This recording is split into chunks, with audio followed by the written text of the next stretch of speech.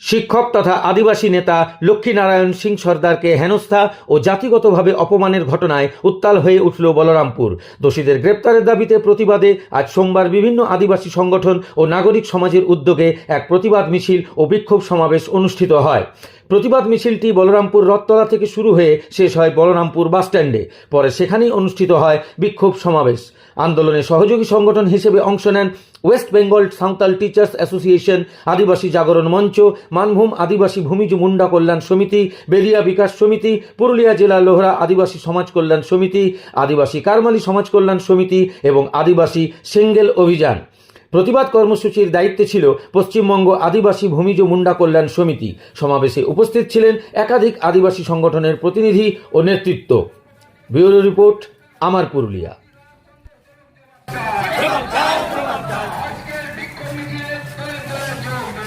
মুন্ডা কল্যাণ সমিতির কোষাধ্যক্ষ মাননীয় ঠাকুরদাস সিং সর্দার, আপনি যেখানেই থাকুন আমাদের মঞ্চের কাছে চলে আসুন।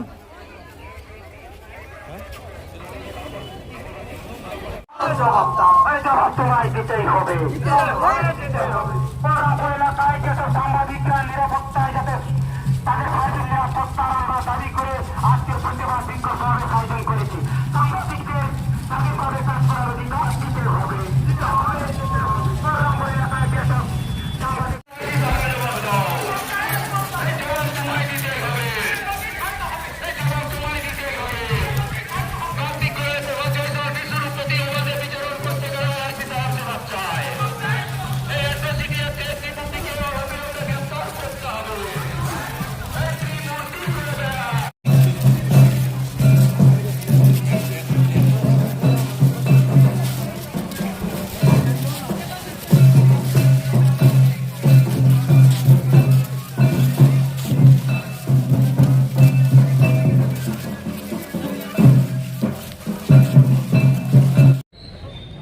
এখনো এই বহরমপুর এলাকাতে আদিবাসীদের জীবন জীবিকা, তাদের থাকা খাওয়া রহন সহন কেমন তা এখানে তুলে ধরবো, আমরা তুলে ধরতে বদ্ধপরিকর।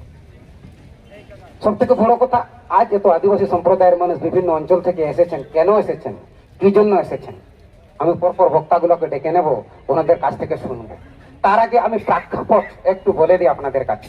প্রেক্ষাপট কি, যে হলো কেন, কি এমন হলো যে বহরমপুরে আজ, বহরমপুরের ইতিহাসে এই যে বিভিন্ন জায়গা থেকে আদিবাসীরা একত্রিত, আজকে আমরা এখানে জড়ো হয়েছি।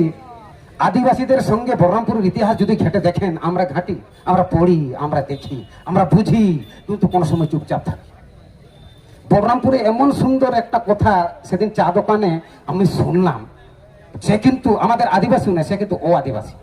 এত সুন্দর করে বললেন, কি বললেন, যে আদিবাসীরা মার খেতে জানে, আদিবাসীরা মার খেয়ে কাঁদতে জানে, আদিবাসীরা মার খেয়ে কাঁদে কাঁদে পালাতে জানে। ভাই আদিবাসীর পতাকা হাতে নিয়ে চলো সবাই দাবির পথে, তবে জীবের হইবে আধার।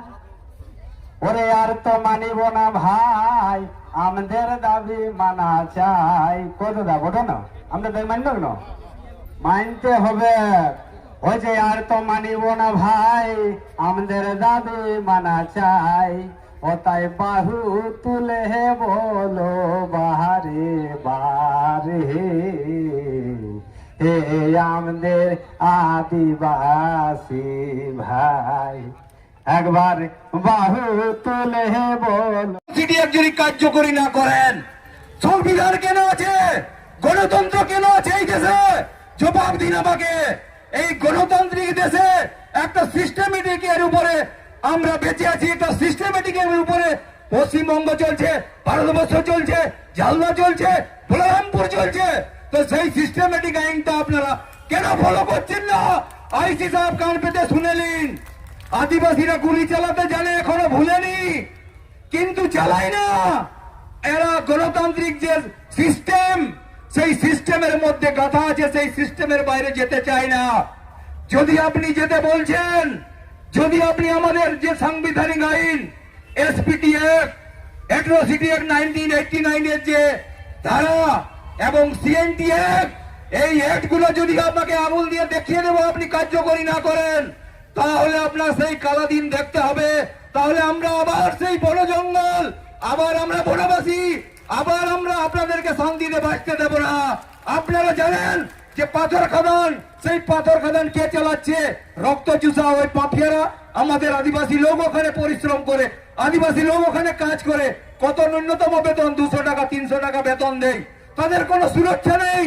সেখানে কোনো হয়ে গেলে কেন তাদের রিস্ক নেবে ওই মাফিয়ারা।